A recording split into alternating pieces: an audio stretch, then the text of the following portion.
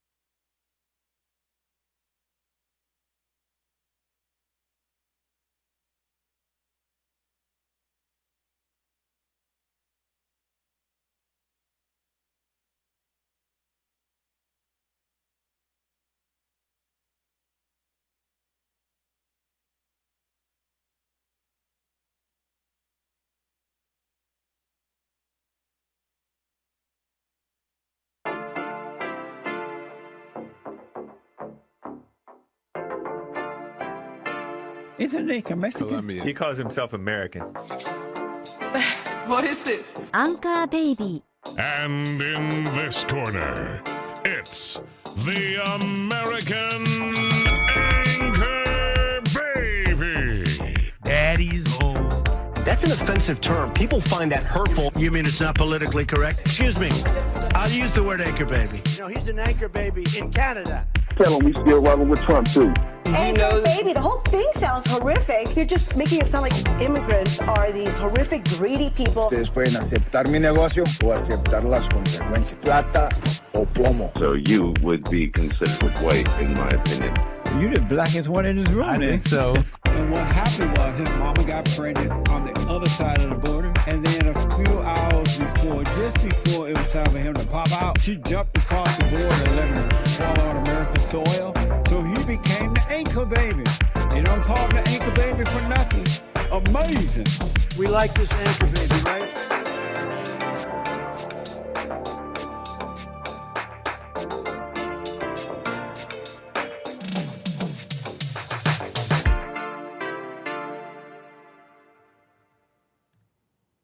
Hello, I'm the American Anchor Baby. This is my show. Thanks for tuning in on this fine Tuesday, folks. It's a White History Month Tuesday, and it is a pleasure to be back with you today.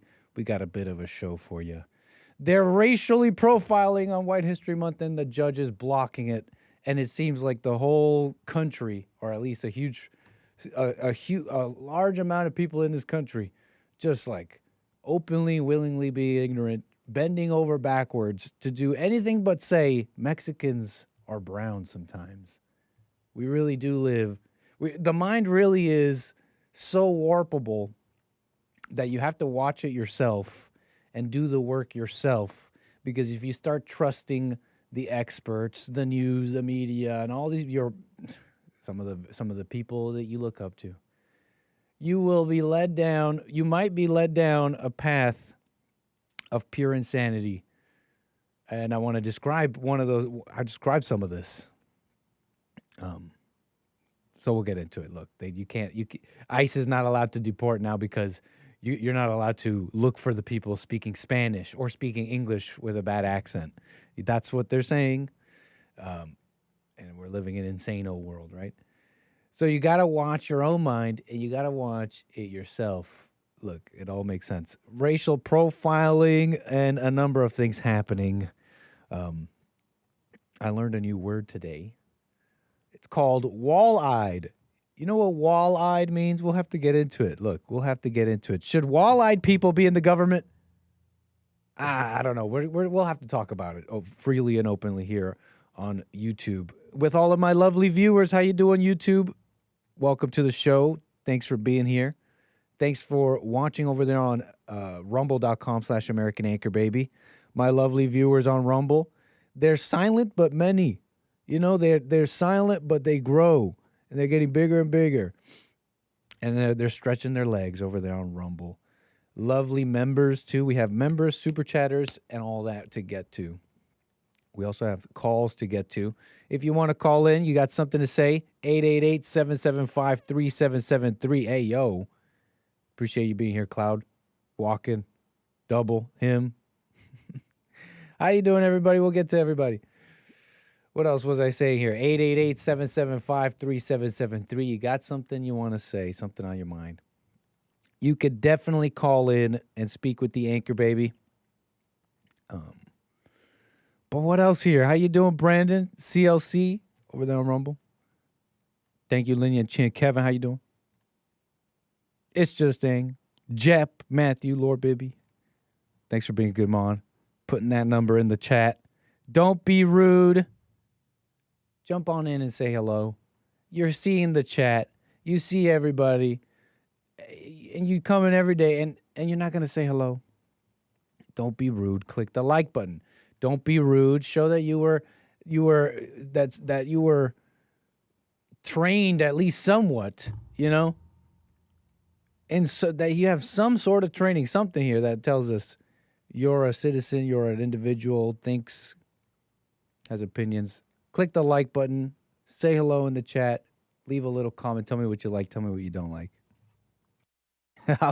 I'll hit like when you cover flat Earth. We might later. You know, I was called out. Was I called out? Was I called out on the... Was that really a call out on the Hake Report? Look, not even by anyone particular, but we might have to review this video of a sun shrinking. I'm feeling a little silly because although I stand by some of what I said, I also know that all of you out there, whether globetard or flat Earth, are laughing at me because you're all aware of these arguments. So you guys get to have your little inside joke at a normie saying there is no way a sun shrinks into a vanishing point. There's sophistication to these arguments, and I don't have it clearly. So you guys get to laugh around and yuck it up because you guys have been watching all your YouTubes about this debate. That doesn't make you right. Okay?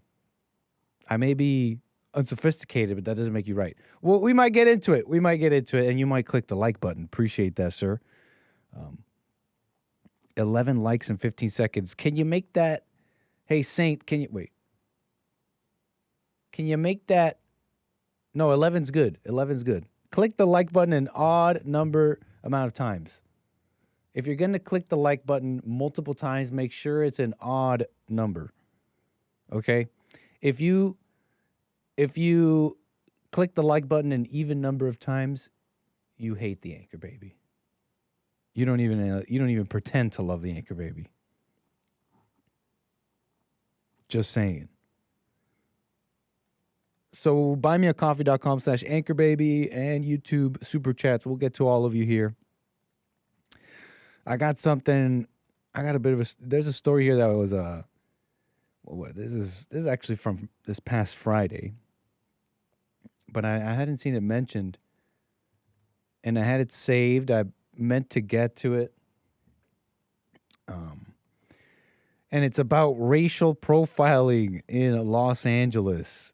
Because basically, as you're aware by now, Trump has empowered ICE, has pushed through this big, beautiful bill with over $100 billion that can go towards ICE and other things here. Because one of his main things is to enforce the border, clean it up, make sure that nobody's coming over illegally. They've largely done a great job at that. They call it unprecedented, historically low levels we haven't seen in decades. Imagine that a first world country, the greatest country in the world, unable to have a border. So that's been this big thing with Trump. He's doing his old thing there, but you also have the domestic problem with the illegals already here. Decades of these people, Republican, Democrat, really just pretending, just saying one thing, but it won't. But this issue that the voters have been wanting barely gets dealt with. Barely gets dealt with. They had this border fence act. What was it called? 2006. Bush put some money. They tried their best. Dude did a little fence, sorta. And then before that, it was you got to go all the way back to Reagan. Reagan, before you get to any significant national attempts at dealing with immigration, amnesty, the border, and all that in a big way, right, where they're fighting about it. Bills are coming through. Congress is involved. You got to go all the way back there. So that's what he's been on. Constantly, you have these judges, and we've been through it a little bit briefly here on the show of various judges, various cases that get to these U.S. district courts, federal courts, and then they put out an injunction or some kind of order to stop the president, categorically too, like a whole category of policy. And they'll just be able to do it, right? A judge, and not voted by voters, right? And they're able to just stop the president. It's like, who is the president? You've seen some of this fight. We've detailed some of it on the show over the Supreme Court thing recently, over just removing injunctions and requiring a higher standard when bringing these injunctions forth. We saw pretty quickly, though, that didn't quite matter. These judges essentially just worked harder to bring up that standard, get a class action lawsuit, and attempt to stop the president anyways. They did that at least once recently with birthright citizenship. But there's been a thing going on for a bit now with these judges versus the president. And this past Friday, then basically you had another one of these federal judges with a big old order telling the president you can't. And the order is to ICE, and it is to stop patrols in Los Angeles. And that's the news with the ICE in Los Angeles. You got another federal district court judge acting like the president. And this was brought forth because of another one of these lawsuits, okay? And I've detailed this to you before as well concerning this whole judges versus the executive thing, where you have a practice, a known, it's one of those open secrets type things, where you have this known practice. And by the way, I see your calls. I want to get to all of you. 888-775-3773. Appreciate the patience. I will get to you. You see this practice that's been openly talked about of going around and shopping around for judges, and you'll know because of where they practice, where they preside, is it? Where they reside, I guess we can use that too, right? Where they live. Their politics, their statements they've made to reveal biases and all that. These things are known, recorded, and used to shop around for a judge. Let's say you're some lawyer, you're whatever.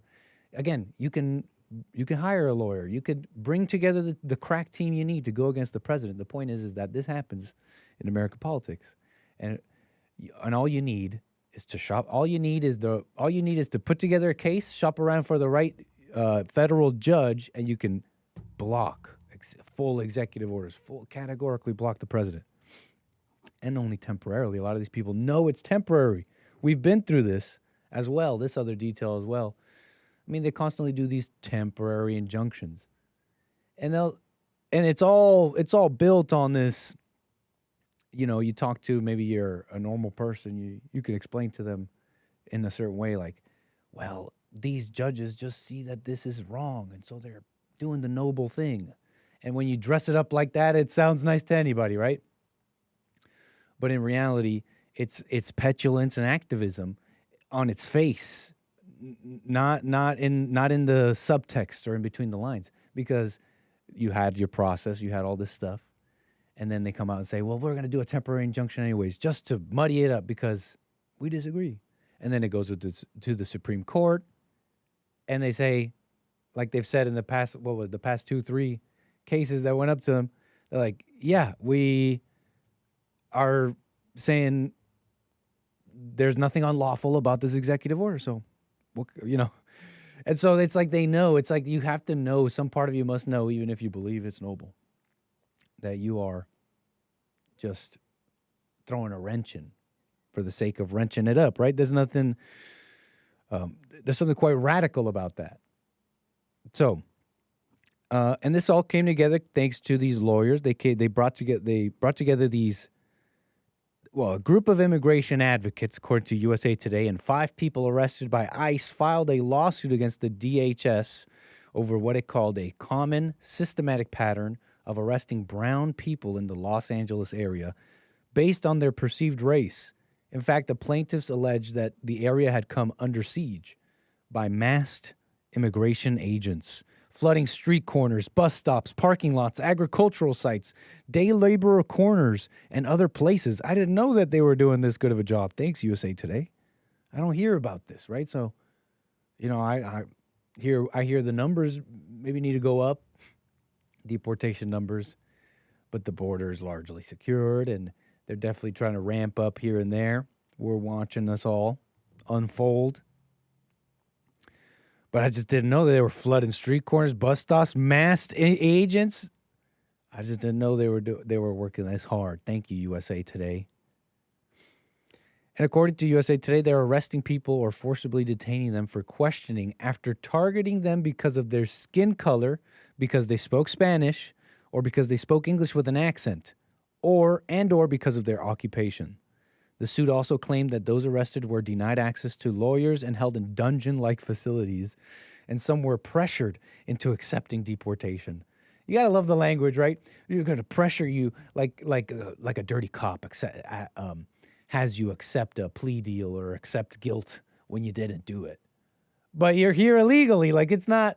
They play this language and the ignorance of the public, in my opinion. By saying stuff like this, right? They're pressured into accepting deportation. Like, they don't really have a choice. Like, they're just asking them to stop fighting it legally because now you got some judge saying that you got to have legal representation. And, they're saying it's the 4th, 5th Amendment. Last I checked, the Constitution's for citizens. But it's all these gray areas, and they're happy to stretch meanings because they're communists and they don't like America. And they're going to obfuscate and play like it's tactics. It's mere strategy that's wrong here. It's the ICE tactics that are wrong. There's this unconstitutional tactics. You could be possibly harming those that are citizens and stuff. That's why we're against it. And it's such a lie. Let me show you this judge who saw this, heard this case from the immigration advocates and those arrested by ICE. And what they alleged was a systematic pattern of racial profiling, their language, simply because of the skin color, language, accent, or where they were. The judge, a U.S. District Judge, Mame Ewusi Mensah Frimpong, if that's how you say this savage name. Savage means cool. Savage means awesome for the, that's just, it means cool. And U.S. District Judge Mame, is it Mame Ewusi Mensah Frimpong, agreed and ordered ICE to cut it out. And the Ice Age, that's her right there. There were way more pictures of her before, like a couple minutes ago. All these are now about the ICE stuff. Come on, give me more. Judge Mame. No Mame's way. This judge literally is literally Judge Mame. And the Mexicans are like, no Mame's way. And she's literally like Judge Mame. So there's no way to say that name correctly. I will get to all my calls. Thanks for the patience. Judge Frimpong. We'll just shorten it there. Has agreed with this, right? She's stopping this whole thing, ordering ICE to stop for the reasons stated before. And what else about this? And it's effectively open borders. The argument being, okay, hold on, let me switch this. The argument being that they are being detained, and these raids, the raids and the tactics of the raids are unconstitutional and wrong, right? They're racially profiling people. They're using just their skin color. So you got to use something else. It's like, what would you use? Right? What would you use? You gave those are a lot of reasons. You can't use their skin color. You can't, them speaking a different language or working in places where illegals are. You can't use any of those as evidence to go find out if everything's on the up and up in immigration over here.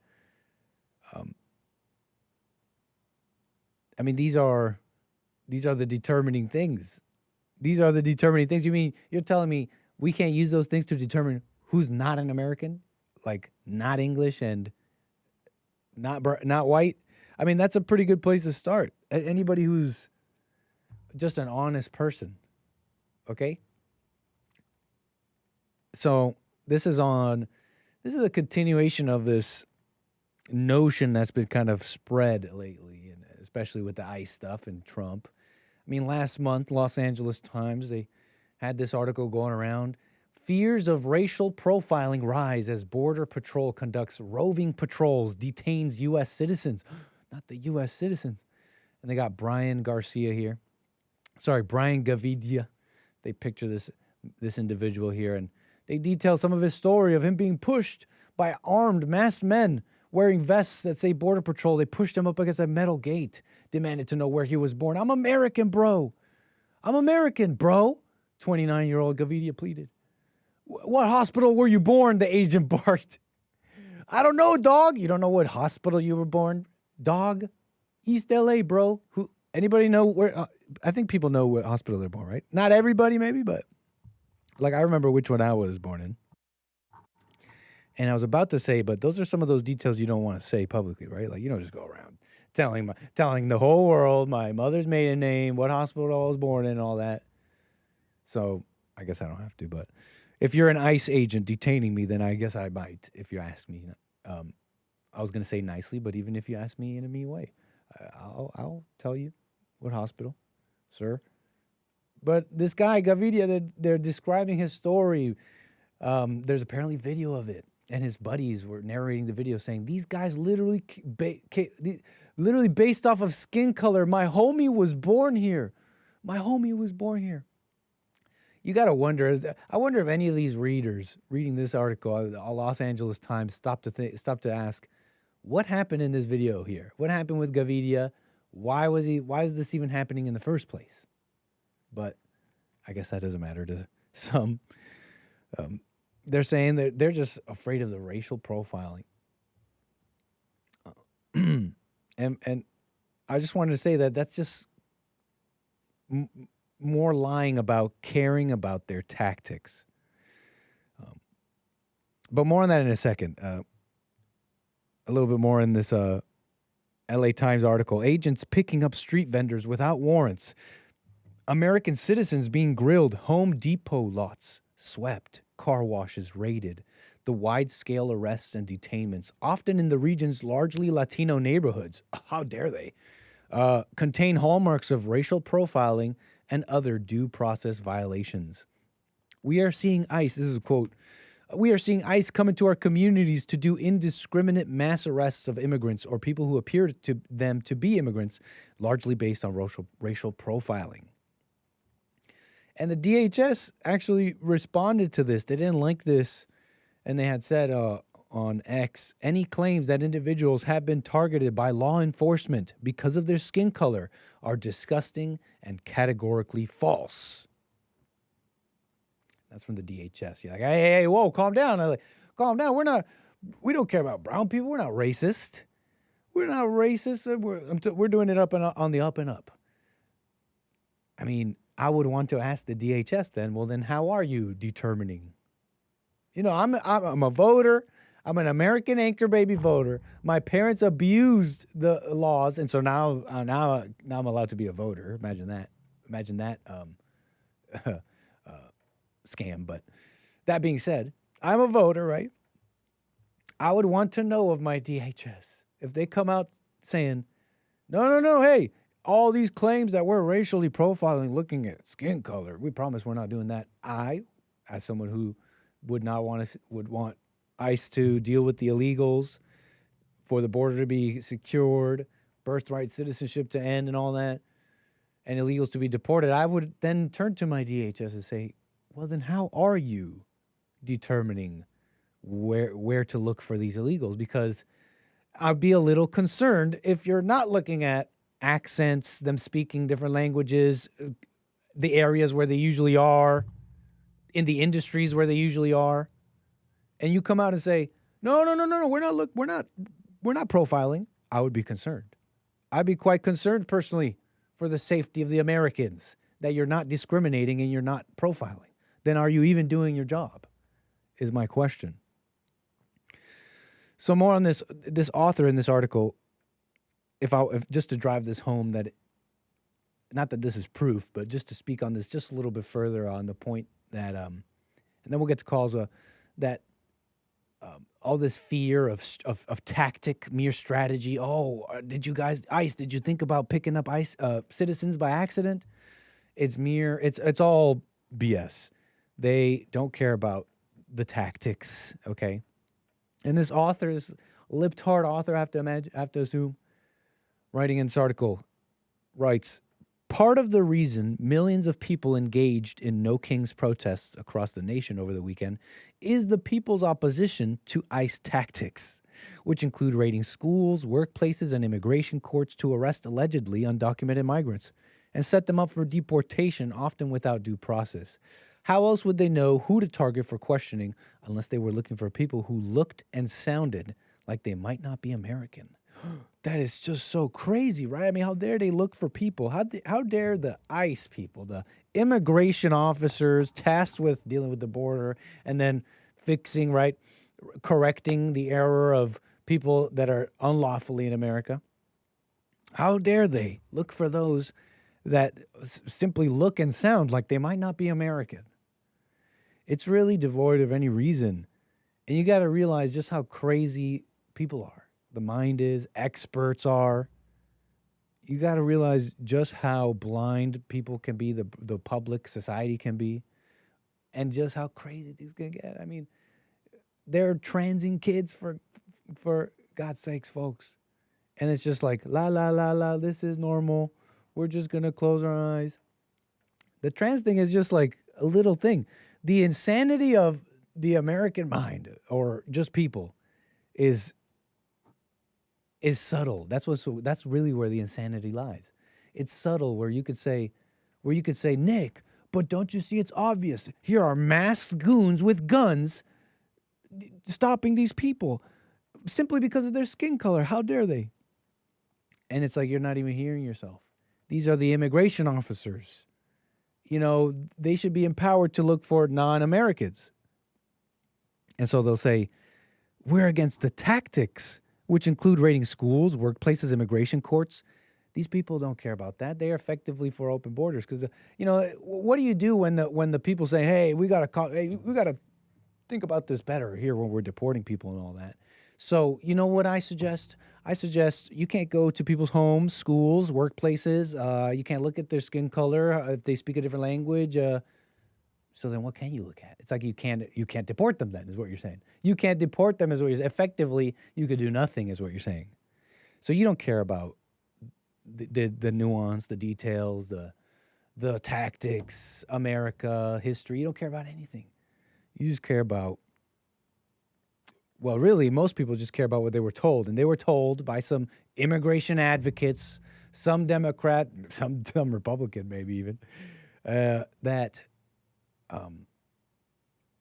to look the other way, or that these are Americans. The whole world is America.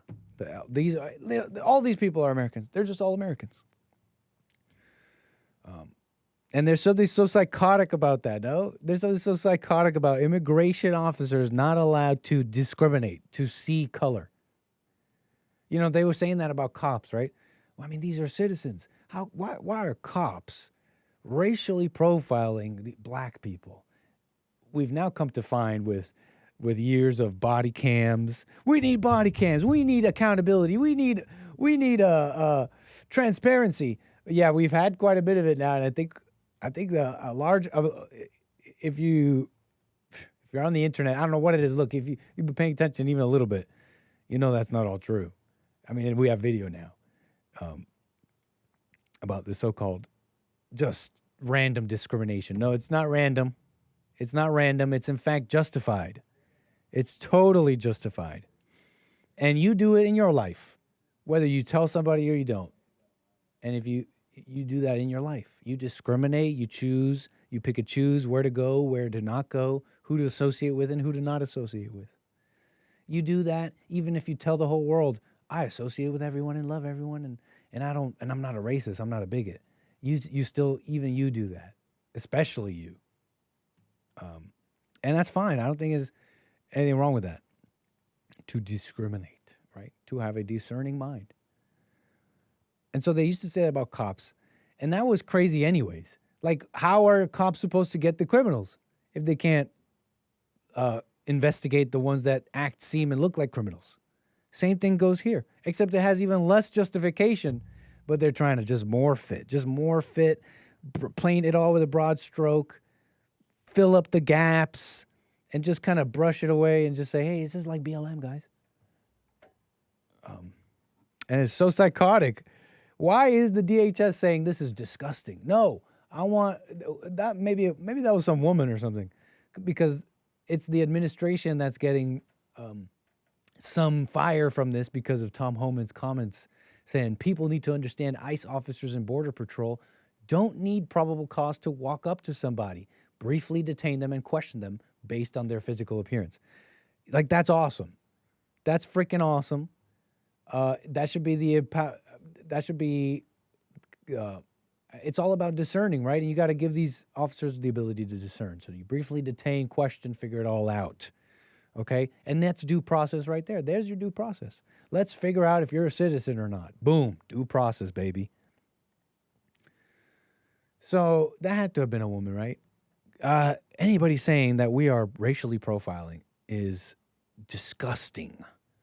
So I don't know who in the DHS that came from, but silly. Also, all these articles coming out saying, about the tactics, LA Times, there's racial profiling. If you notice, they're all pretty much on this. It used to be way more open before Trump. I mean, pretty much during Trump and all that.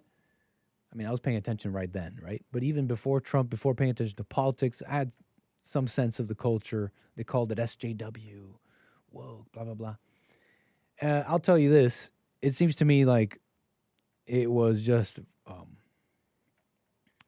let me try and just summarize what I'm trying to say right here. All I'm saying is that in these articles that I'm seeing people, all these, in my mind, liberal publications talking about the Trump deportations, they're not out here saying just a very plain, we're against deportations, every illegal is a citizen. No, that's just the people out in the streets. That's just the people protesting. That's just the people they interview. They'll play a clip of somebody, but their reporters, their anchors, their headlines, the articles and how they're written, I don't see any open borders. No illegal is an illegal. No human is illegal type stuff. It's pretty much in agreement, so to speak, with deporting criminals and illegals because it's just wrong, right? And so we're the news and that's the law, and suddenly we're talking like reasonable people. But hey, the tactics, what are you, a racist? What? Oh, see, you're a racist who doesn't care about the Constitution. I'm left with one question looking at all these publications. Do you agree with the deportations or not? Should illegals be deported or not? Instead, they'll just endlessly agitate, right? Because it's like, oh, you could do that. No, we agree on the main thing here, but look at this look at this thing, look at this side point that totally blocks the main thing here. And but I agree on the main thing. We should deport them, but should you really be going into their homes, schools, literally anywhere they are, and any way they speak and any way they look? How about we stop all that, right, folks? It's like you don't care about the main issue.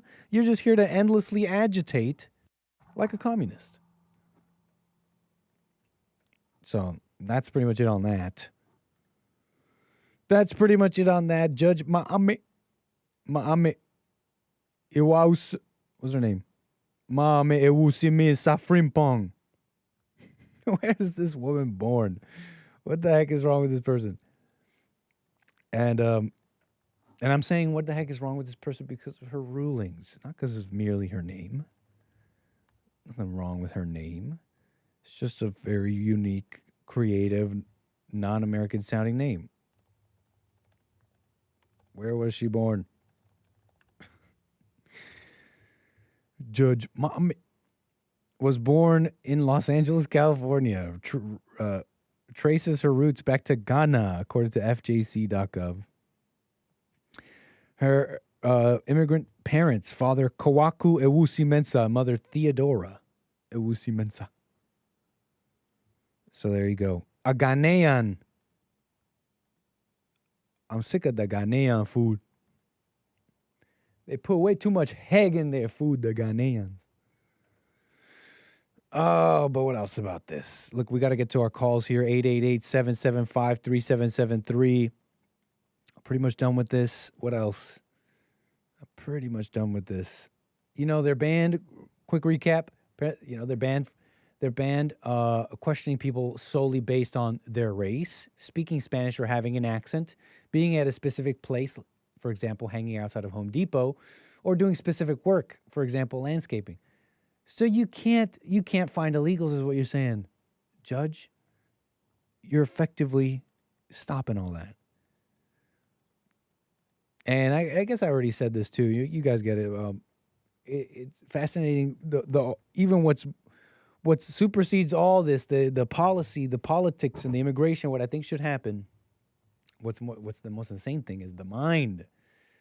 The immigration police is not allowed to see color, and all the intellectuals are looking around and clapping at this black judge who has said something quite stupid, and they're like, "Wow, you're just so poignant." And you're saying, look, there was this article. I wasn't even going to talk about this one. I'm trying to move on, but they had this gushing article on MSNBC written by some intellectual about how her ruling, Judge Frimpong's ruling about this should be required reading in America.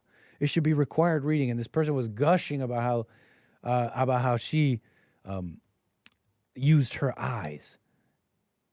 I forgot how they put it, but basically it was something akin to, just wake up, America. They're masked people going after Americans. And she had the courage to say it out loud. It's like, that's just not true. That's just not true. You have to lie and stretch to make even that statement make sense. What kind of intellectual are you? I think, what was this person's name? David, whatever. It was an interesting article, but I deleted it. I wasn't planning on actually talking about it. Here I am anyways. It's just these intellectuals that go around gassing her up, blowing smoke up her, and these are your intellectuals. You could be high IQ. I don't know what it is. High IQ. Do you have to have a high IQ to be one of these graduates? I don't even know if that's true. Like, you just know how to do work and all that and whatever. Nice. You got some diploma. Most likely you're dumb. And the world is crazy. The world is dumb. The experts, the adults, the people with the information, they're sitting around going, la, la, la, we don't see color. So I hope you see how crazy the world is. And giving you a little confidence in knowing for yourself and being okay with what you don't know. Because nobody knows. Look at these people. They're crazy. Last thing here, then we get calls. You know, there's all this. I keep hearing this. I've experienced this, some of it, I think, in my opinion, somewhat myself. But yeah, they're saying it's weirdly empty around here. Now, there's still traffic, folks. but I'm familiar with some of this, like Los Callejones. I don't know, what do you call them in English, James? I've only heard Mexicans describe this area in downtown where they have all they have all this, like, vendors. There are all these vendors outside on the streets. Los Callejones, meaning little streets, little narrow streets of downtown LA. And they have them usually full of vendors. I've seen a number of these flea market vendor places, usually packed with people selling various trash and paper ephemera. And I imagine some good things. They're gone. They're empty. I can think of a number of them. The one on Vermont, was it the one on Vermont and that's closer to Vermont and Santa Monica, not Santa Monica, Vermont and Sunset or something. Yeah, empty. Este es el panorama, el entorno,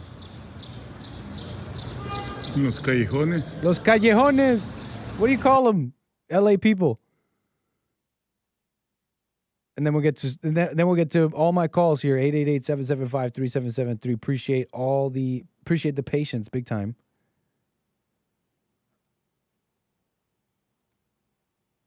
Hey, Derek, was this for me or was this for James? Yeah, that must be for James. Apologies. This comment here. My very patient call.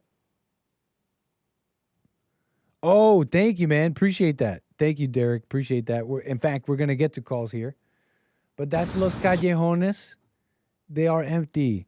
The illegals are hiding. No, that's not near Bond. But it's near the Fashion District. That's right. The Fashion District.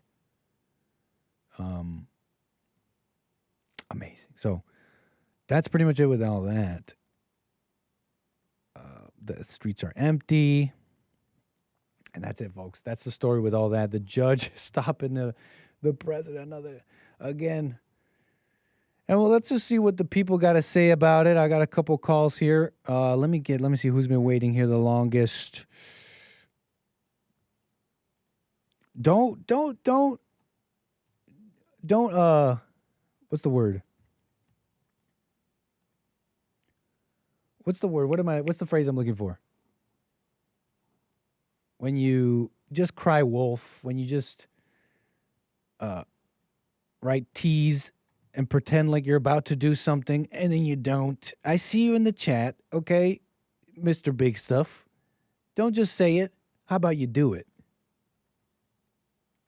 And if I'm talking to you, then I guess you know it.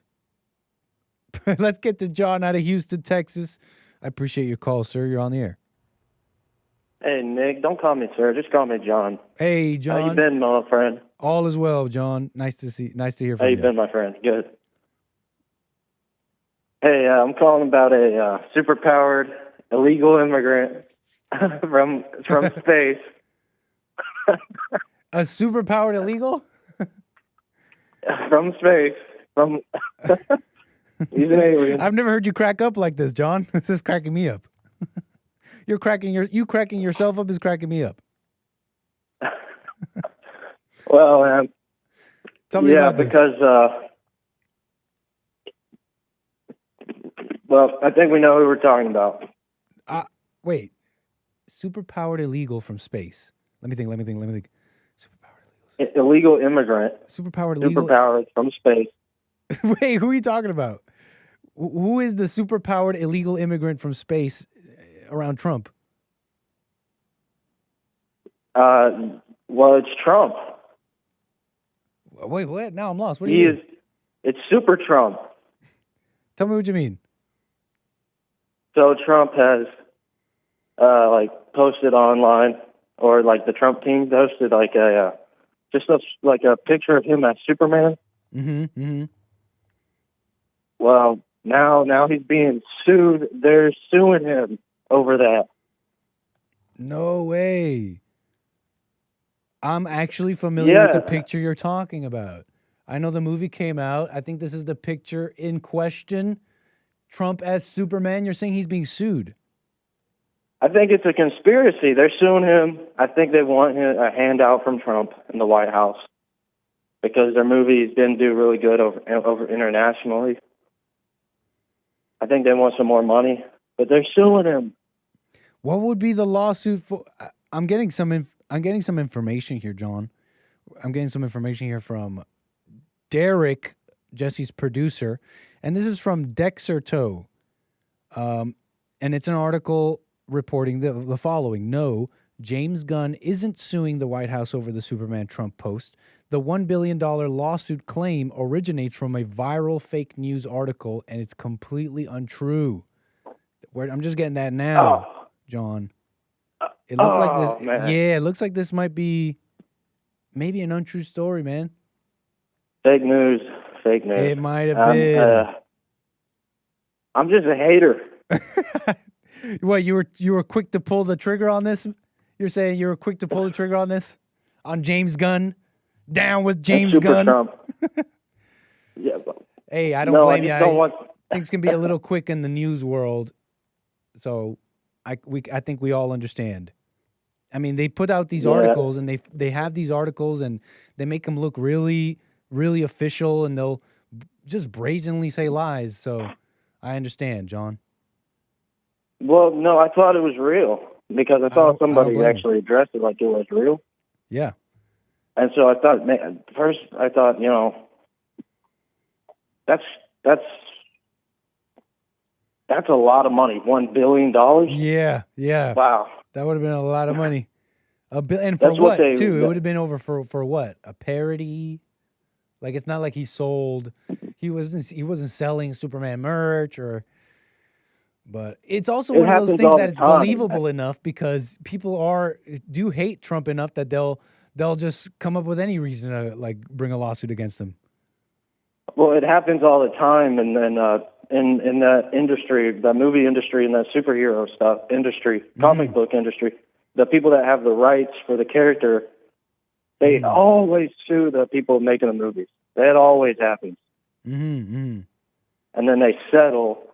And so my conspiracy was that we were going to like do like a handout for those guys over there. I see. At DC Studios. I see. Yeah. I wouldn't put it past them in that same way. In the same way that, they went after Trump, right? It was like these people got together and said, we've been assaulted or whatever by Trump. Sexual this or that. They even awarded money to one of these women. And it's all just like,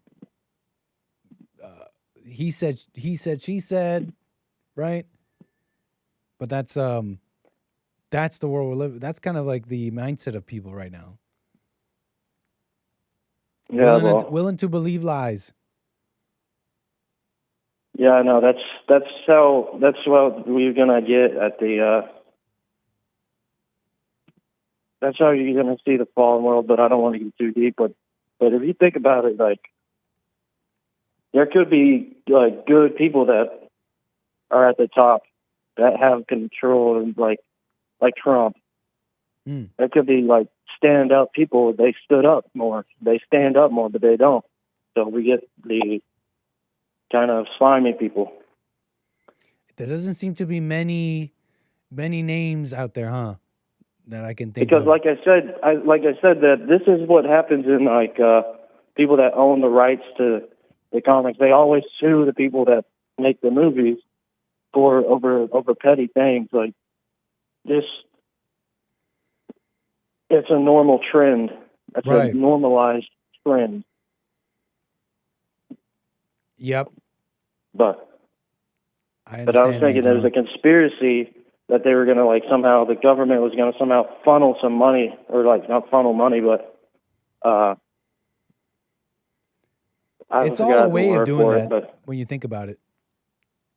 It's all a way of funneling money and not all. Let me be clear what I'm saying here. Some of these cases, some of these ways to go after someone legally at times has nothing to do with like the legal case. It's about extracting wealth and hurting someone in that way.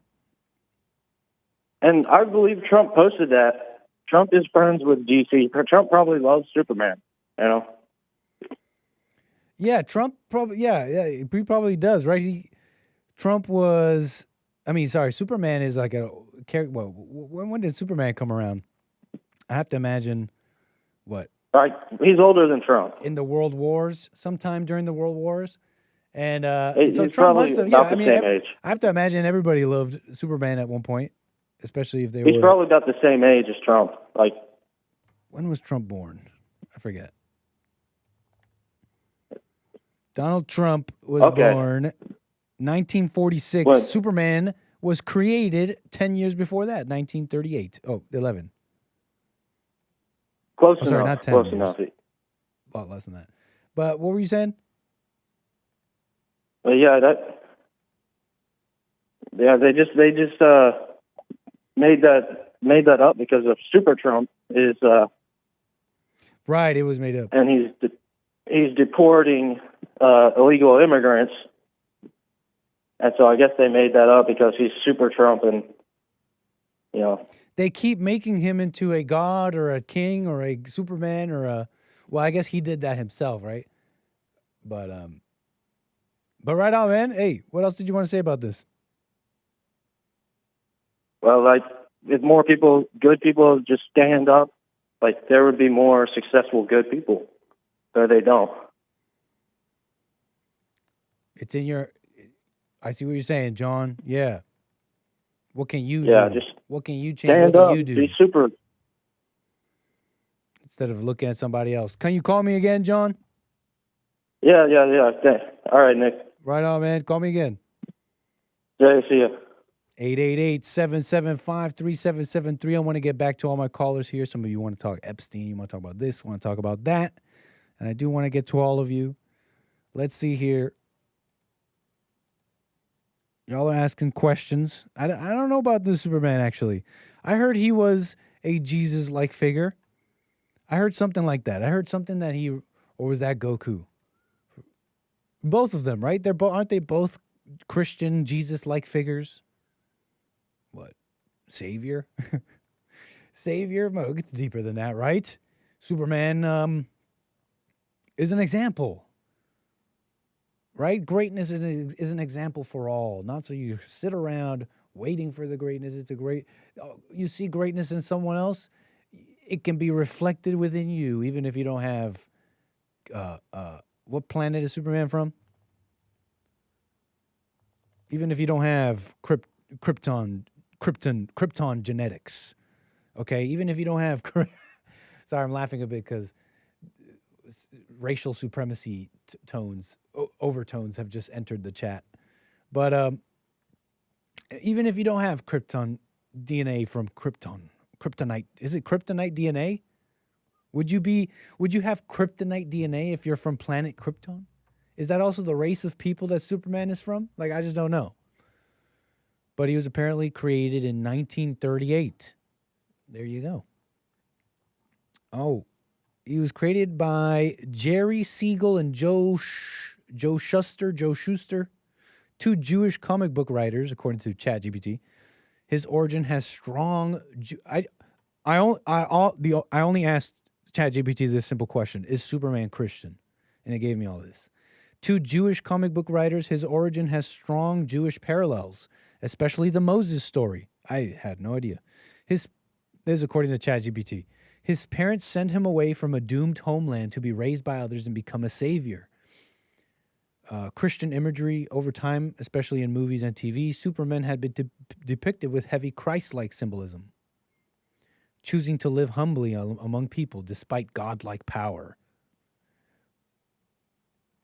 But even Jesus, ChatGPT and whoever is agreeing with this, didn't Jesus say that his power came from God? It wasn't him? Didn't he literally say that in the Bible? So if you're trying to say that he's like God amongst men, I don't know if that's particularly Christ-like imagery. Maybe that's more Moses-like, Jewish-like. I don't know. Just being sent away from a doomed homeland to be raised by others and become their savior. I mean, you could say Jesus. You could say that about Jesus too, no? It's all pretty related to me. It's all pretty related. I know it can get contentious for some. It's related enough for me. Call it that.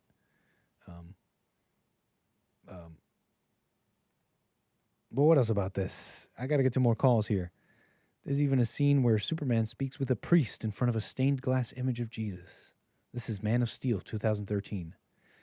So is he Christian? No, Superman is not canonically Christian. He was raised by the Kents in Kansas, dummy. And they are often portrayed as Protestant Midwesterners. Wait, that is Christian, isn't it? So he may have grown up with a Christian values, but DC generally keeps his personal religion vague. So he's a Christian. He grew up Christian, okay? Even like those Christians that you meet, They say this about Jews, right? Although I think there's a clear difference in how strongly they self and others can identify this, is how strong this identity is, right? But you can see this kind of around, even with Christians. They'll say they're culturally Christian, right? They'll say, well, I don't necessarily believe in, even if they don't say that they're culturally Christian and have this intellectually laid out as much as many Jewish people do. That's essentially what you're saying when you're out here in America saying, no, I mean, I don't really go to church and I don't really do any of that. But even if you don't say this, you have these values, these Christian values, if you have no other way of describing them. How different are you than from these cultural Jews, right? It's like, well, I don't go to synagogue. I mean, that's still a Jew. It's like, that was just a side note. It just came to my mind. I understand that they maintain a strong cultural, racial, religious, whatever identity, and that has its caveats. Let's leave it at that. 888-775-3773. But isn't that a cultural Christian, right? Is Superman raised by the Kents? you raised by your parents, but you, I don't know, you're like an atheist or something.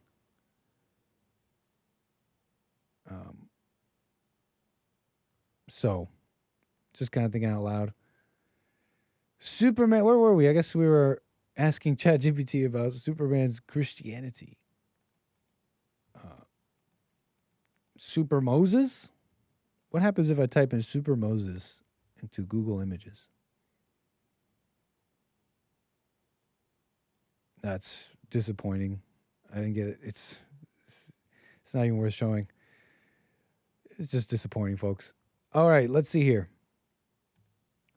We got to move on. We're done with all this. We have super chats. We have all sorts of things to get to. I want to get to Caroline. This is Virginia. Caroline, appreciate your call. You're on the air. Hi, Nick. How you doing, Caroline? I'm good. I'm calling today with I had to get to Hello? it. Yeah, I had to say, no woman is good. I had to hit him with that, with the no woman is good. I'm the only woman on the channel that y'all know. I'm Dr. Z-Rock. Oh, no way. Yeah, what? Totally. You're Dr. Z-Rock. I thought Dr. Z-Rock was John from Houston. No. Well, welcome to the show, Caroline. Appreciate your call. I met you in L.A. A year ago at church. Nice. Very cool. I'm trying to remember you. As you speaking, I'm kind of remembering maybe. I'm calling with a question. Why did Jesse on Sunday start off an actual church service on a Sunday questioning the concept of age of consent? It had come up. You were watching? Yeah. Well, I mean, I'm trying to remember that church service, and if I remember correctly, it all kind of came up pretty naturally. Kind of started asking about Epstein, and it all came up because, as you're familiar, Jesse's church, he actually talks with his audience, and they're all, I mean, they're equals. He's on a stage, sure, but he passes around the mic, and anybody who wants to talk freely about what's the topic at hand, it seemed to come up naturally to me. I can't tell you any more beyond that as to why. Can you tell me what Jesse? I want to ask you why you said at a church. You said why at a church. What was What about it? What about this topic being said at a church on a Sunday? Tell me what you were thinking about that. A real church or whatever. Sex is not like a big thing you bring up in church, for one thing. I mean, depends. Number two. Did he just bring up sex? Was he just bringing up sex? Jesse wasn't bringing up sex. He started off the church. There was sexual. There was sexual the age of subject consent. matter that can come up. But he started the church by bringing up sex and the I age know of you. I consent. already heard you say that. If you say Right, something, good. if you say something slower, that doesn't make it like more. That doesn't make it more egregious. I'm still waiting for you to tell me why that was wrong. If you just say he said it on Sunday, if you said he said something on Sunday, but Nick he said it on Sunday, that doesn't make it worse. Tell me why you think it's egregious on Sunday to be saying this. I don't care any day of the week he said it. Oh. I mean, you're totally side railing me. Tell me how I'm doing that. You're focusing on the fact I brought up on Sunday. I'm talking about the fact that he doesn't believe in age of consent. And we could talk about that. I'm not sidestepping you. I'm answering you what you're are. talking about. No, because if I was sidestepping you, I'd hang up on you and I'd tell you I don't want to talk about age of consent. If I was sidestepping you, I'd tell you I don't want to talk about What does Jesse think is that. an actual age of consent? Why don't you ask him? I don't. How would I know that? You have to ask him that. What did he say on Sunday? Did he say that on Sunday? No, he said 15 is an agreeable age to go out and like bang girls. That's if now you're lying about what he said. Or whatever. Well, now you're lying. I didn't lie. He said that. You said, but you just said a nasty lie. Are you saying? Do you think he implied that, or are you saying he said that? He said men can go around bang. No. I'm asking you a simple question, Caroline. I'm asking you a simple question. Hey, let's clear up. No, hold on, Caroline. I'm asking you a simple question, and let's clear up the gaslight. Did Jesse say that men can bang girls, young girls like that? Did he say that on Sunday? So then why did you say he said that? Because he suggested that. So he didn't say that. He just suggested that in your opinion. Agree. Okay, so why did you lie and say that he said that? I didn't lie. Well, let me ask you the question again. Did he say that on Sunday? Did he say that men can bang girls? No. And then did you call me and say that he said that? No. You didn't call me and say that he said that Jesse said that on Sunday? He suggested that. But did you call me and say that he said that He on Sunday suggested and then that. correct yourself? But did you call me? He started church. But hold on, let's do this Talking systematically. about sex. We'll get to that. We'll get to age of consent. We'll do it all, With Caroline. But young let's do this people. systematically. Did you call me today and try and tell my audience that that's what he said on Sunday and then later corrected yourself? No. Which is fine. No, you didn't do that. All right. We'll just let the audience back the tape up. But I hope the audience rewatches church from Sunday and watches the So first what else did you want 5 to minutes. what else did you want to contend Okay. about? What was your other question? What else did you have a problem with? I want to know what Jesse's age of consent is. Oh, you have to ask him. That's really why I called, and you told me you don't have the answer. So Well, no, you're asking maybe me to ask tell him. you what another man thinks. I don't. You have to ask Jesse. He definitely thinks it's under 15 And how do you know he thinks what is under 15? because what he said on Sunday, But he thinks what is under 15? the age of consent. And you're saying you guys can just go out there and take advantage of girls underage. So And then you're lying. You're making that up, accommodating Caroline. that Why are you why are women such nasty, messy liars when they don't like Because somebody? you don't like what we hear. Why is it that women, when they don't like somebody, instead You of don't like what we hear. Well, I'm asking you a question, Caroline. Why is it that when women don't like somebody, instead of dealing with the reality and dealing with just life and reality, you have to come on and lie and make stuff up? Why is that? I love Jesse. I mean, what are you talking about? Oh, my bad. I don't thought you like didn't like him somebody? and you were just making stuff up about him. No. He's a great man. I just disagree with what he said on But Sunday. you're not even.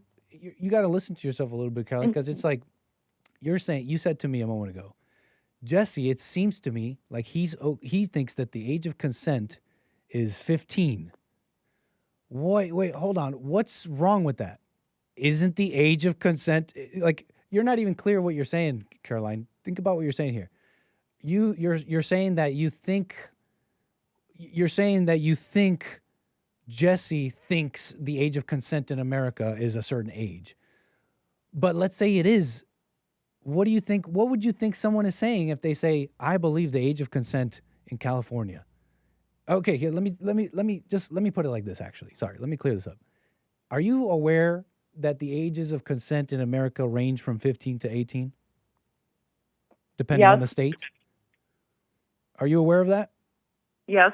Okay, so when you say, I think Jesse believes the age of consent is 15, what's wrong with that statement? Not that he said anything such. I don't believe he said anything like that on Sunday. But what's the crime in saying, hey, that's the law in a certain state? Well, I don't. What's the big idea with that? You're saying like, your channel approves of the age of consent being 15? Are you crazy? I mean, wait, again, you're not understanding what you're saying. What? It's not just me. There's certain states who agree with this. What do you think the age of consent means? Let me ask you that. What does age of consent in the law, in the eyes of the law, mean? That's why I called the show, to ask the question. You have not asked that question. That is not a question you've asked. You've only called to accuse. So in your mind, what is this term, this whole concept of age of consent, what does that mean to you?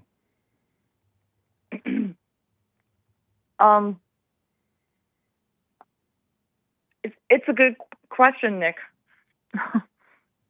And what is it? What is age of consent to you? Even if you might be wrong, what do you think it means? And what did you think it means that it caused you to call? You're right. No. I'm not asking you a question. I'm not being right about anything right now. I sincerely want to know what you think 18. Age of consent means. 18. Okay. Let me ask it a different way. Okay. See, that tells me a little bit more of what you're thinking. You think age of consent means what age you think it's okay to be having sex. That's not what that means. Age of consent laws are merely the minimum age which a person is legally considered capable of agreeing to sexual activity.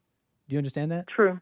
So it doesn't mean if I say to you, Caroline, I agree with so-and-so state and their age of consent law being 16. That would be me telling you I agree with that state's laws that says at this age you're allowed to agree to sex. That's not necessarily me saying I think 16-year-olds I want to have sex with 16-year-olds. That's not what that means at all. Nick, we need to define I just did. Oh wait, define what? You want to define what? We need to define when men can take advantage of kids legally. So is 9 okay? Is 5 or is 0 okay? I mean, that's the whole reason I called. It's unclear what the whole reason you called. You changed again. Now we got to unpack that. Is it okay for a consenting 9-year-old to have sex with a man? That's against the law. I don't think so. I don't know. For I don't think so. 10-year-old? It doesn't make sense to me. But why are you asking me about that? When is that the conversation? With age of consent and question the whole concept of age of consent. No. And I'm glad you brought it up because we had to clear this up. Let me back it up for you, Caroline.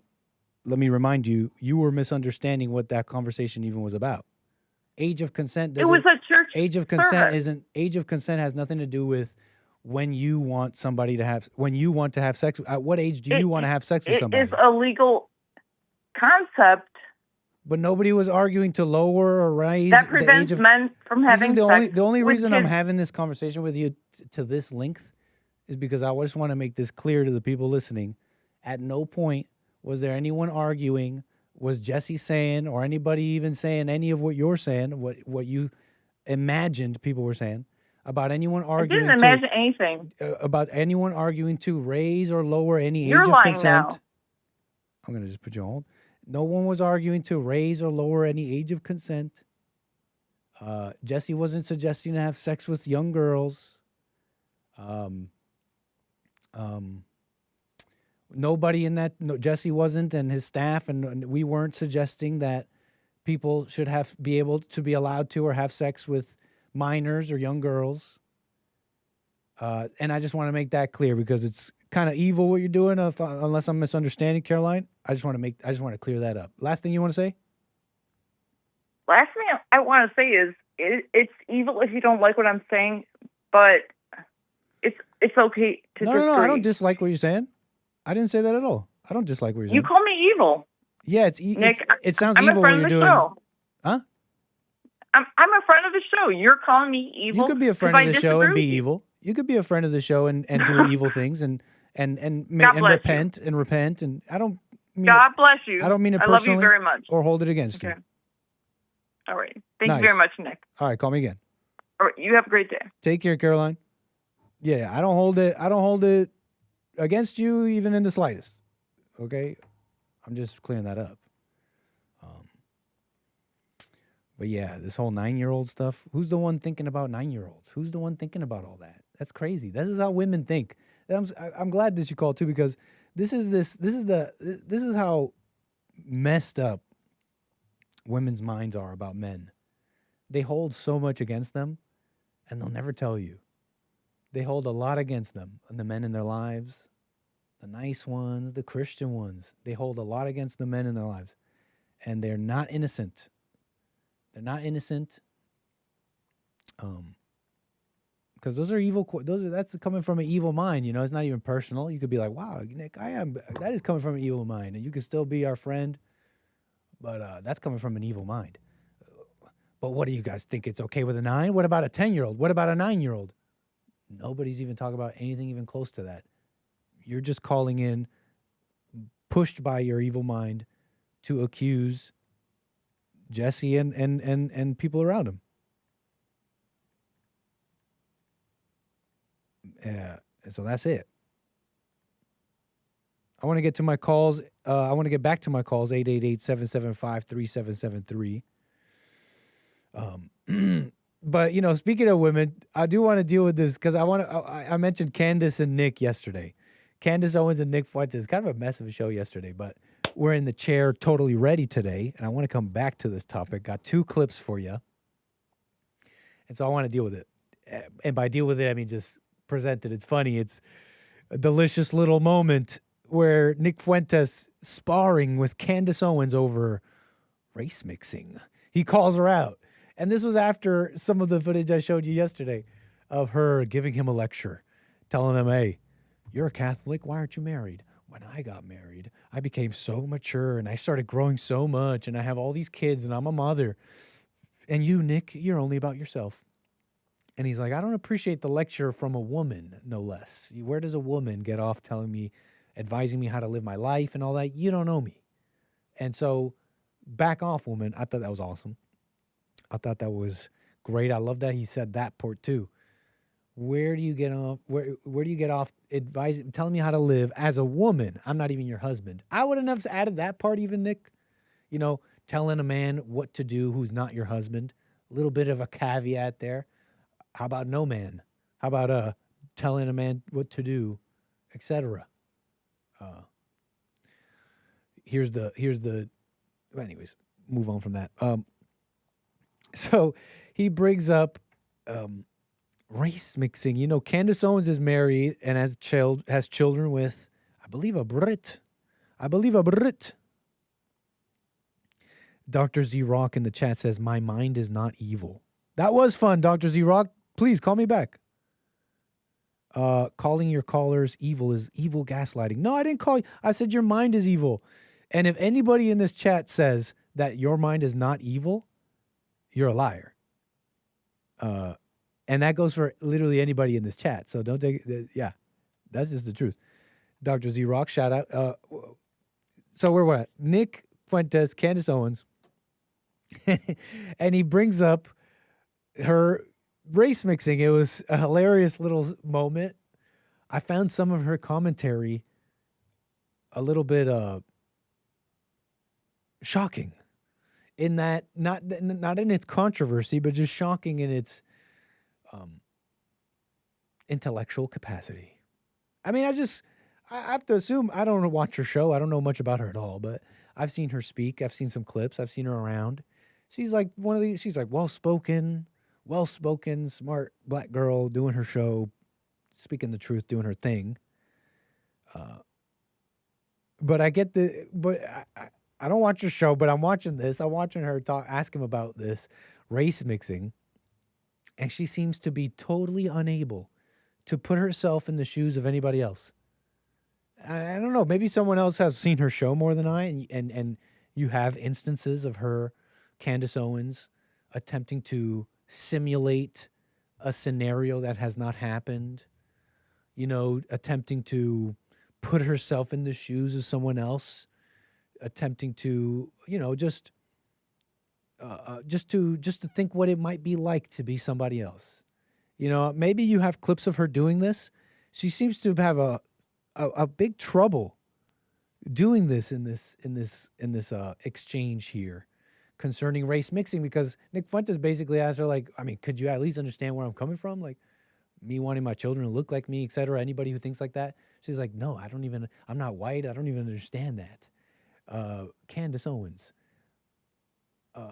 after all that maturing you did, having children, being so mature, is she dumb? Is she just dumb? Is she being intellectually dishonest? I don't know. I found it strange, but hilarious nonetheless. At the end of the day, elephant in the room is you're a black woman in a mixed marriage. So obviously we have different beliefs on this. If we don't, listen, I'm never going to adopt your beliefs on it. I just think it's patently wrong. But do you understand why I would want to have grandchildren that are white? I don't have an issue with you saying you want your kids to look like you. That wasn't the question. I don't have an issue. This is why we got to have awareness. This goes for triply for me. We got to be aware of what we say. We're constantly not aware of what we're even saying, what we're responding to. Just listen to other people's conversations. People calling the Jesse Lee Peterson show. No, let Jesse ask his question and just listen to how people respond. A lot of the time, people are not even responding to the question. And they are, in fact, revealing what they're kind of thinking inside, what they're feeling and thinking inside. You know, she's like, I don't have a problem with it. Who asked you if you had a problem with it? Who asked you if you were offended by someone saying, I would like to have white children? Who asked you that? That are white? I don't have an issue with you saying you want your kids to look like you. But do you understand why I would believe that or feel that way? No, because I'm not white. No, because I'm not white. How would you feel if you didn't have lunch today? You remember that one? I heard something like that. That might be mean. I heard that might be like it might be me. It might be one of those like IQ things. I don't know because I don't know about all of this. But she's saying, I'm not white. I just don't understand. I just have no idea. I can't even imagine myself in the scenario you're describing, Nick. I mean, it's not that hard, Candace. You know, it's like, maybe even if you disagree, it's one thing to disagree, but it's another thing to be just like blah, blah, blah, blah. Like, I thought you were the mature woman who you've just learned so much being a mother. You're so mature and you've just so not about just you and your own world like Nick Fuentes is. I would believe that or feel that way.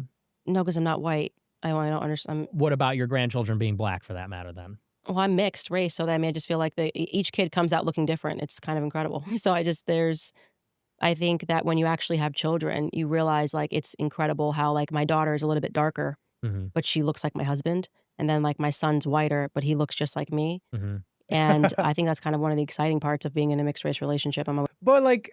But can you understand? She's like, okay, anything can pop out. It's like, who you just don't know what's going to happen. I mean, fine. I'm fine, right?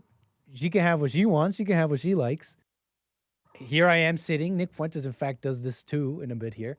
Here I am sitting, listening to her thinking, yeah, well, I can see the appeal. I mean, who wouldn't, right? Like, you can not want it for yourself. You could want it, not want it, et cetera. That's not the operative question here. It's, do you understand it? It's like, I wonder if this kid's going to... Do you understand? Come out looking like. If you're saying that generations down, like 3 generations down, it'd be possible that you could just have all black kids or something, would that bother you? You'll probably be dead.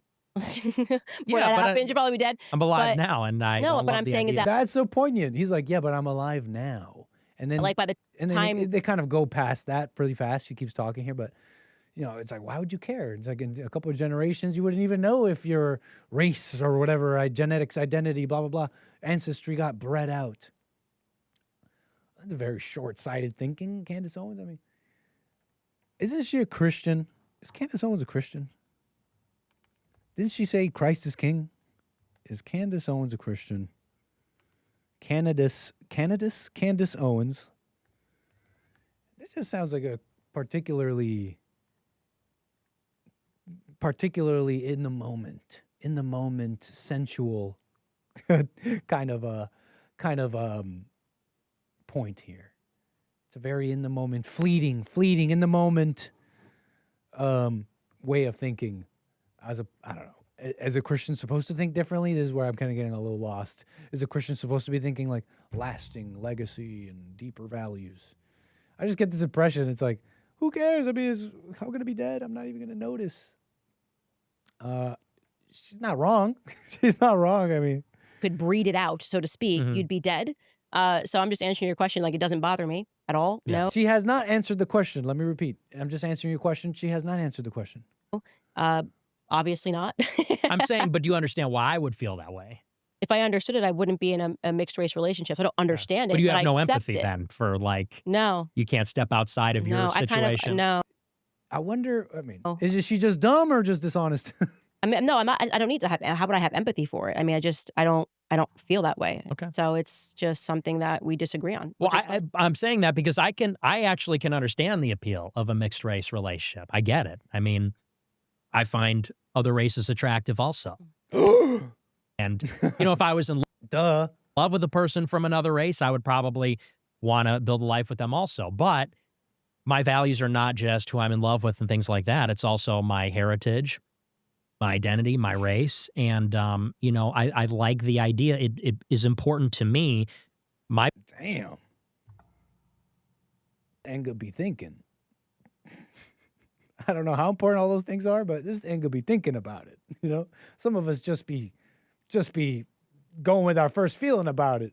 You look, once the baby's already here, then you think about values and all that stuff.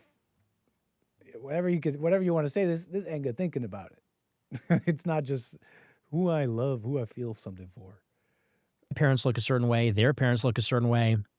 We come from a certain place. I like the unbroken chain, and I want my grandchildren and great-grandchildren to have a similar complexion. I want them to have similar hair. Because these kinds of things, they echo. We're all connected, not just in time horizontally, but vertically across the generations. And so the idea that, 2 or 3 generations down the line, one of my children bears no resemblance to me at all, it's almost as if we're not related. It's almost as if I never existed. And there's something very disturbing to me about that. And I can understand why people are okay with that, because people have various feelings about race. They say, I don't care about my race or whatever, but I do. That was a funny exchange. I thought that was interesting. I found Candace's, some of the workings of her mind, if I've gathered that at all. I find that fascinating. And she has all this lecturing to do from her mature standpoint, learning so much. But comes off, this whole exchange and the clips I've seen comes off as just smarmy attitude. If I think better than you, gotcha. And this is the mother with children who learned something is mature. How about stay at home with the kids? I guess you didn't learn that one. Did you not learn that one?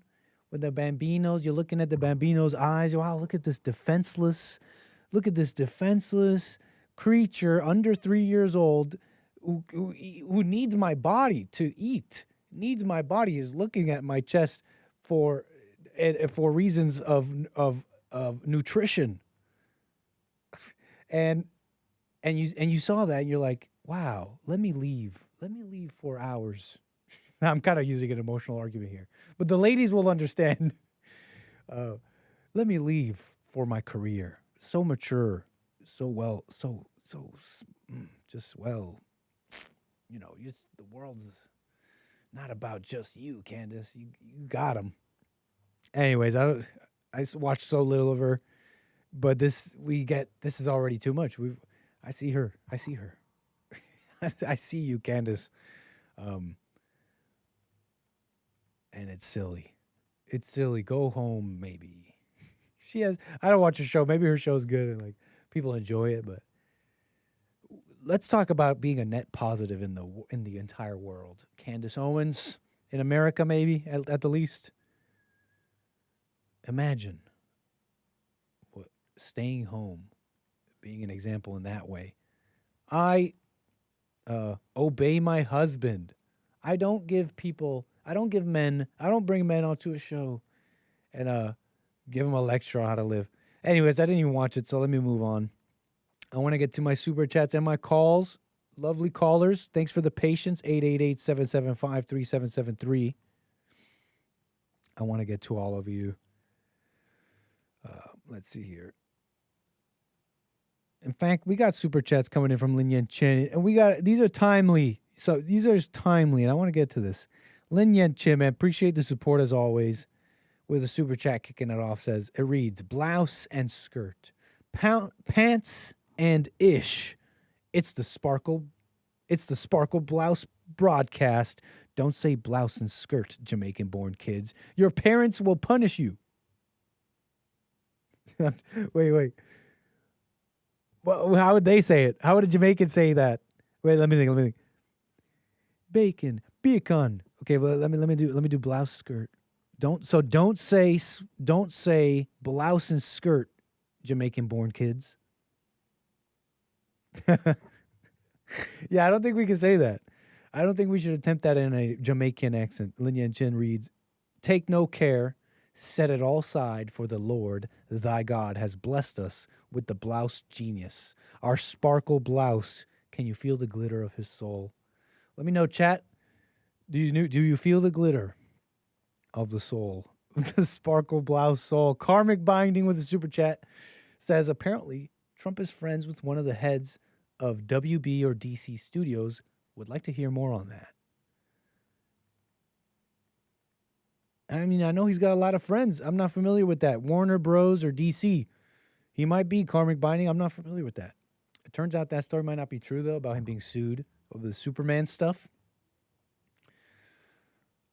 Lin Yan Chin, back-to-back super chats, reads here, Superman is the Jewish-born image to contest the Ubermensch.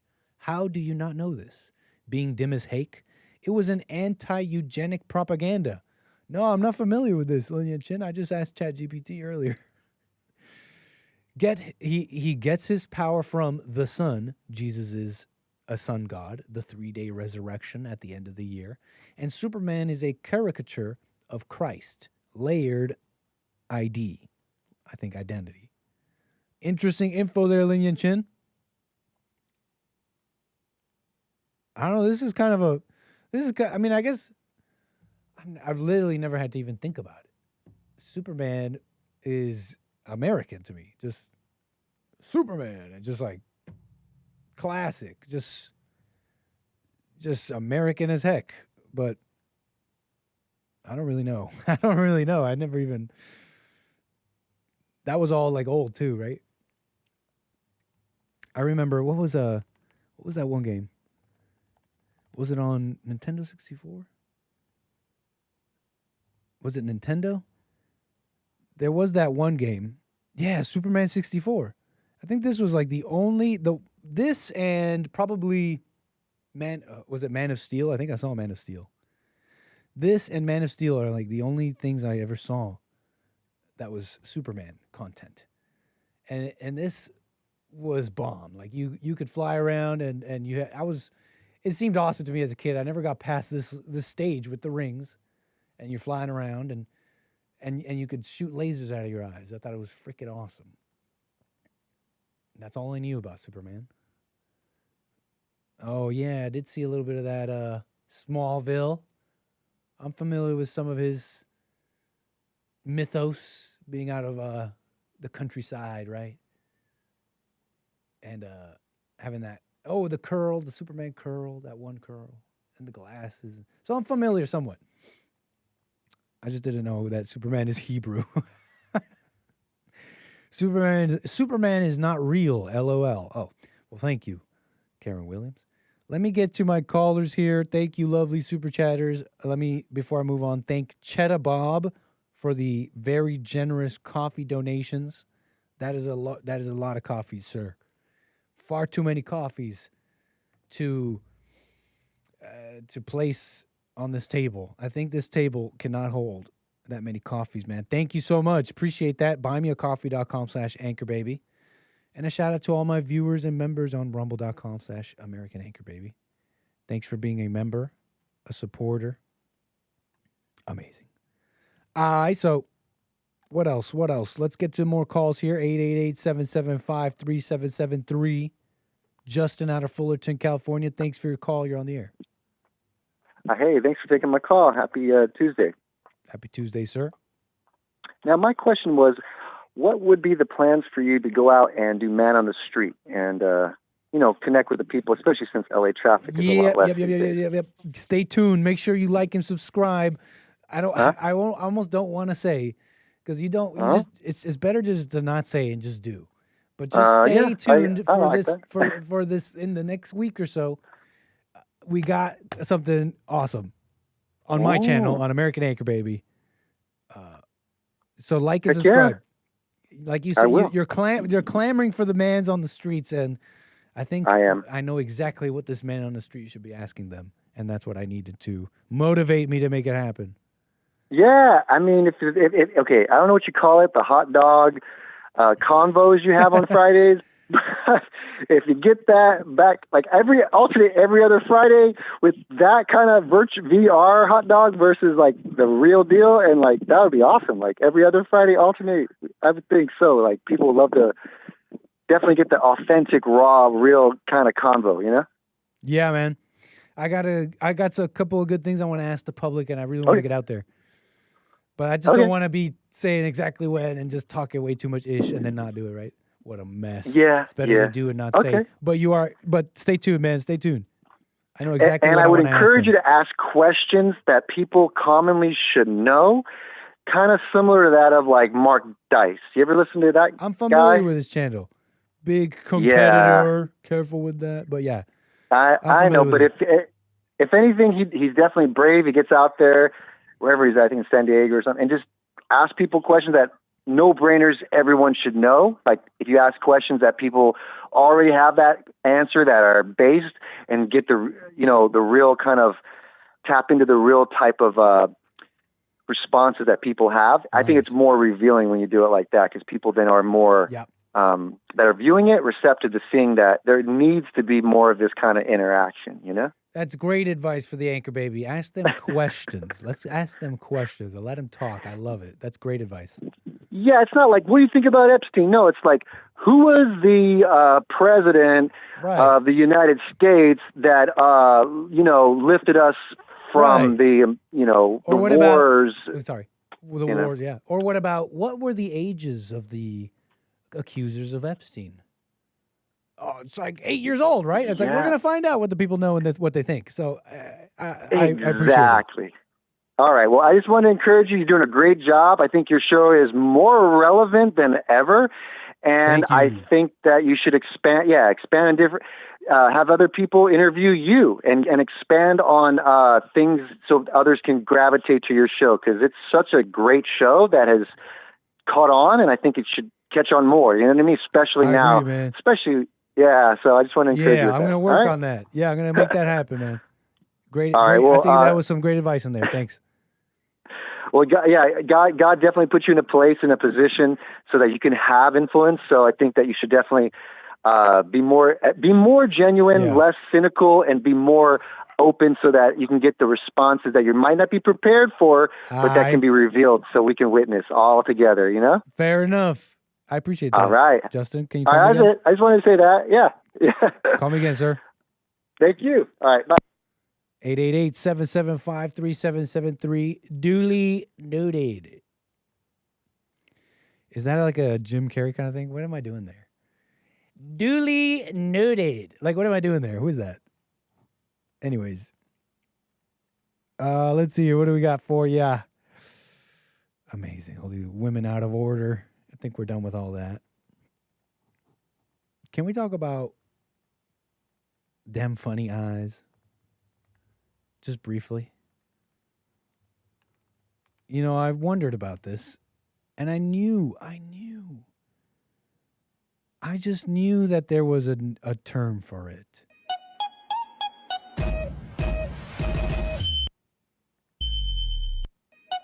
Oh, it's one of those TikToks with like music. I just knew there was a term for it. It's called. Anybody in the chat have? Is it strabismus? Shout out to people who have what strabismus? She's about to say.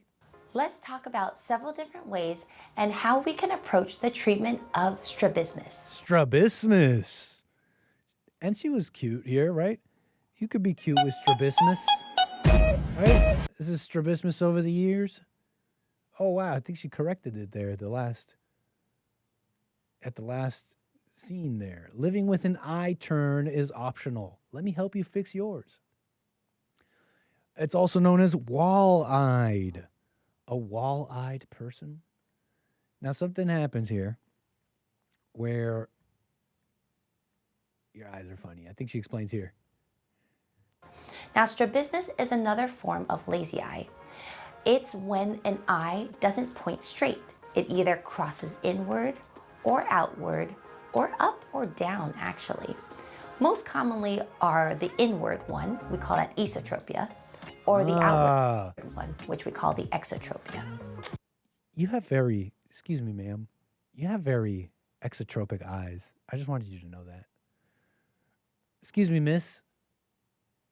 You know, the way your eyes exhibit a slight amount of esotropia is just so cute and possibly denotes issues, but it's cute nonetheless. Hey, we're just rizzing up the exotropic girls. So in strabismus, usually... That's just some strabismus riz. Strabismus. It's a breakdown of what we call binocularity. Binocularity is when the two eyes are working together as a team the way that they should be. Shout out binoculars. If the eye starts wandering by crossing in or by drifting outwards, suddenly the two eyes aren't aligned anymore.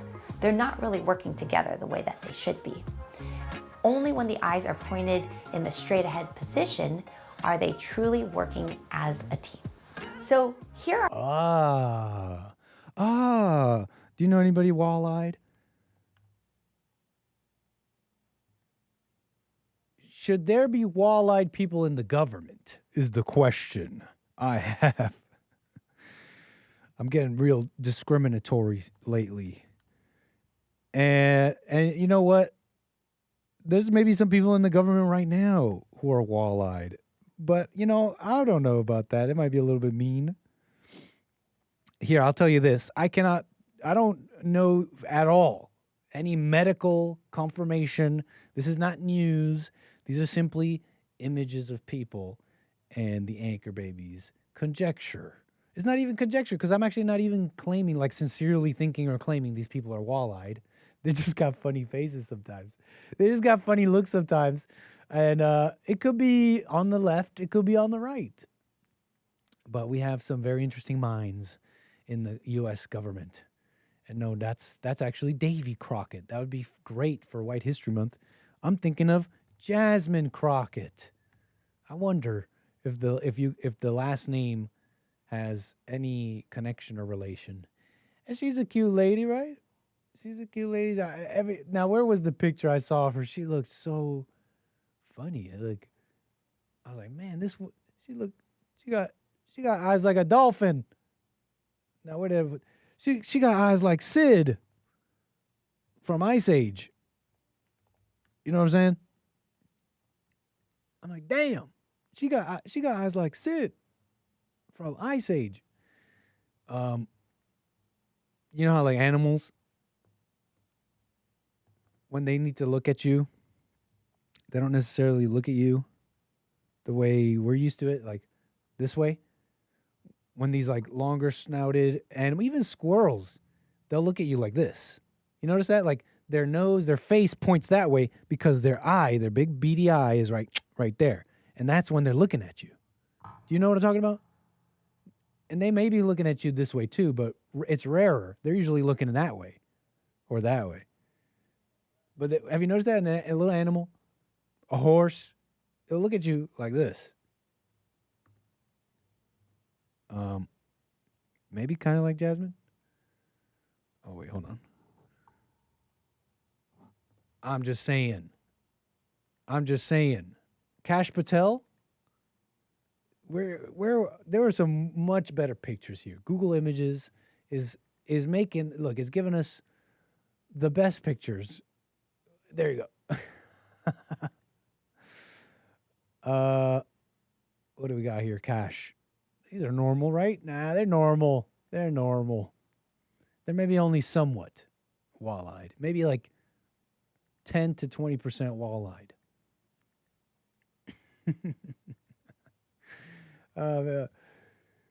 Kash Patel, Jasmine Crockett.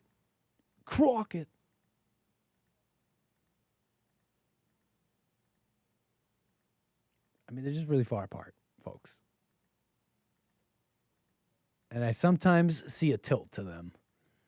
And I think to myself, what eye is she looking out of? You know what I mean? Shout out Jasmine Crockett. At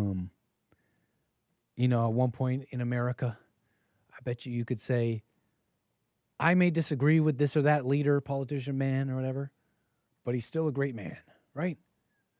An example. I bet you could say that about most American leaders. A little White History Month side note. I bet you could look across the political aisle and be like, you know what, sir? You may be a Democrat, but you're still a man nonetheless, right? I may disagree with this detail, but you're a respectable man nonetheless. I bet you America was like that at one point. It's hard to say that. It's hard to say that about anybody. So anyways, there's your cream of the crop in the American politics. Don't shout out if you're wall-eyed, actually. You don't have to do that. Is wall-eyed mean? Is there a cuter word for that? How about you got the... Is there a cuter word for that? Come on. Who else got this? Halle Bailey? Nah, they're just far apart. Oh, wait, hold up.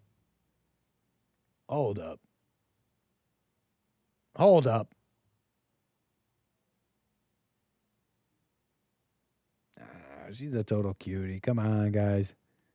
Come on, apparition in my mind. Halle Bailey is not wall-eyed. Okay? Let's move on. Fish-eyed. That's funny. I like that. That's funny. Now, what else? You know what? Why not bring this up? Since this was...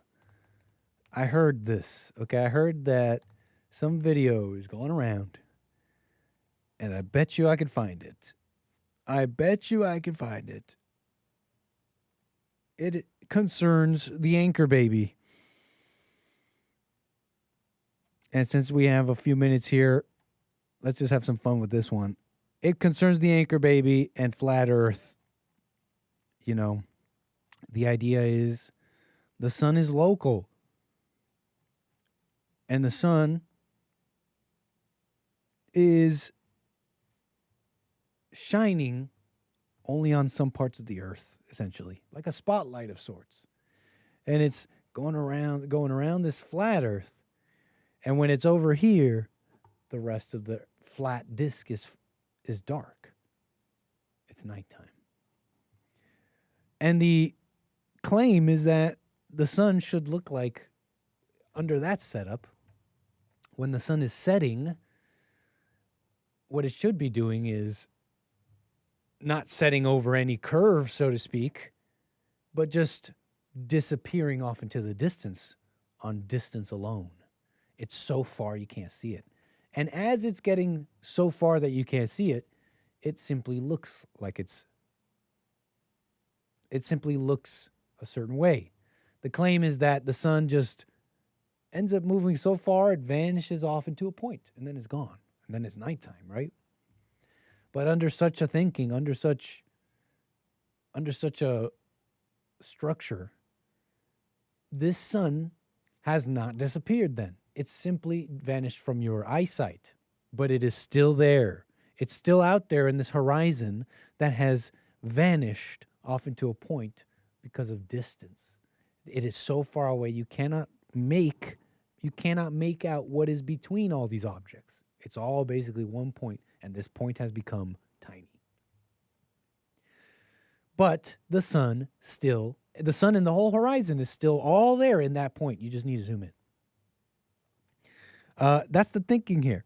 And some of you guys have been arguing this flat earth stuff for a while. Like, you guys are familiar with like the details in these arguments.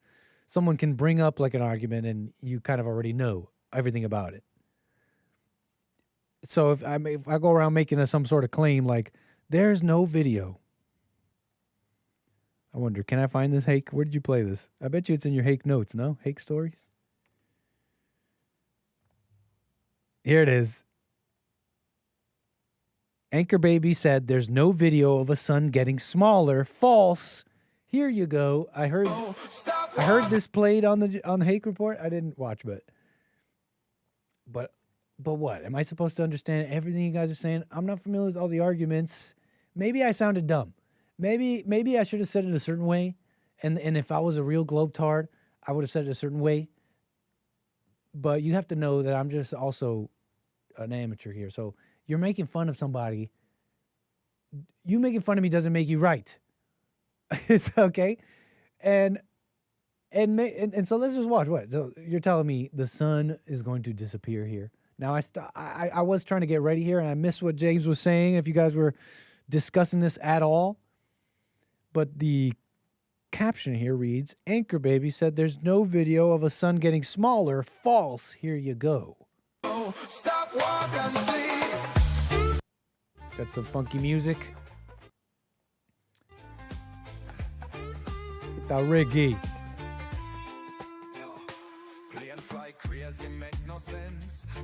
Wait, what? Folks, who sent this? That ish just went under the horizon, you dummy. Unless I'm a dummy. What am I watching here? What is this? This is a long video. What am I watching here?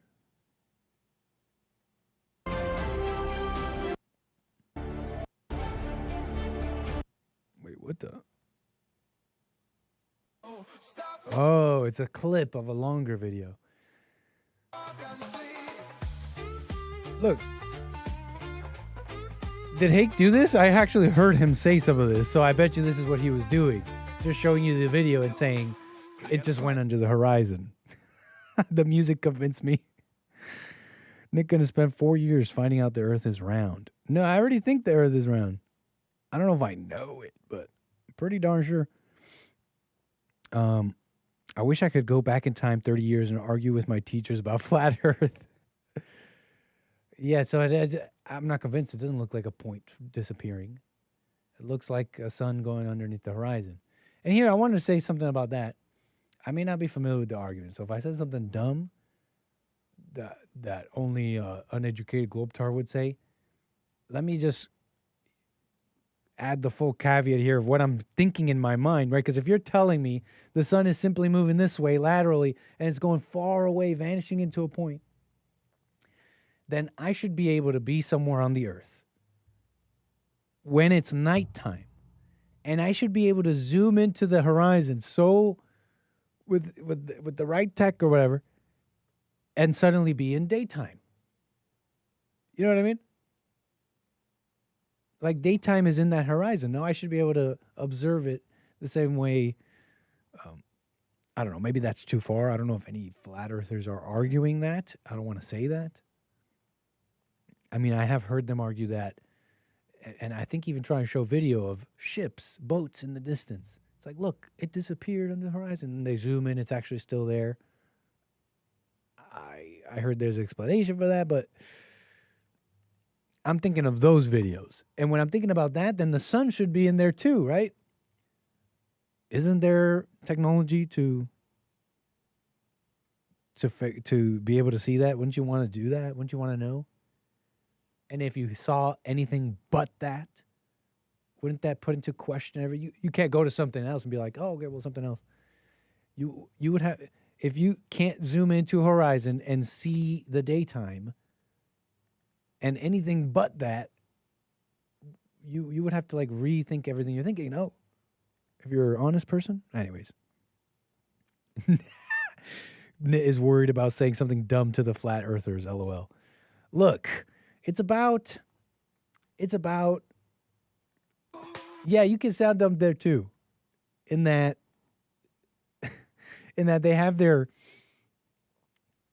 they've been through kind of like chapters of arguments. So if you start at like chapter 1, you're a dummy. It's like, dude, we already been through that chapter. That's how some people think. But Kevin Howe is seeing through me there, which is just too funny. Let's see what else here. There's a limit to our eyesight, but what about telescopes or whatever? Things that can zoom in. They say they're very good. They say you can zoom in so much with that one camera, and you can see. I forget what they say, but anyways, I'm willing to. Hey, show me. Now I'm not saying anything. I guess show me the vanishing sun. I guess that's where we started off here. We didn't quite finish the video, but show me the vanishing sun, I guess.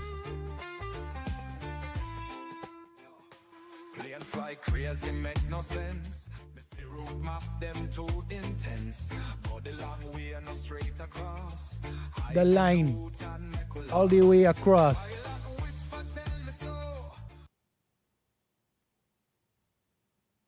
Yeah, yep. Looks like a sun setting. Now that didn't even do anything. The sun's that's just like a pan of a horizon. You're just panning left to right here, showing a nice sunset. But the sun is not moving in that one. Okay, now what was that? Please, that's supposed to be a sun coming in from the horizon, from the vanishing point? Yeah, I remember. I now remember James saying some of these things, so I bet you he was doing the exact same thing. It looks like the horizon.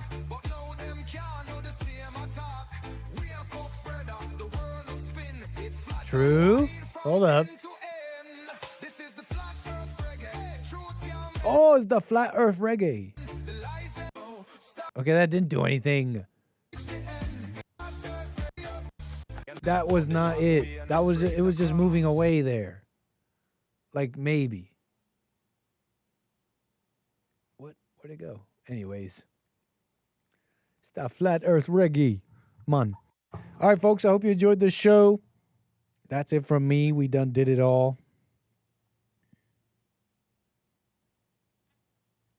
Let's see. Chat is pretty funny sometimes. All right, folks. That truly is it from me. I hope you enjoyed the show. Thanks for all the support, the super chatters, the coffees, and all that. I'll be back tomorrow for more American Anchor Baby Wednesday, as we do. And, of course, the rest of the network getting down on a Wednesday. But for now, I must say goodbye. So let me say goodbye for real now. Take care, folks. See you tomorrow. Oh, Lil Nick, too. He's got to say bye. Bye.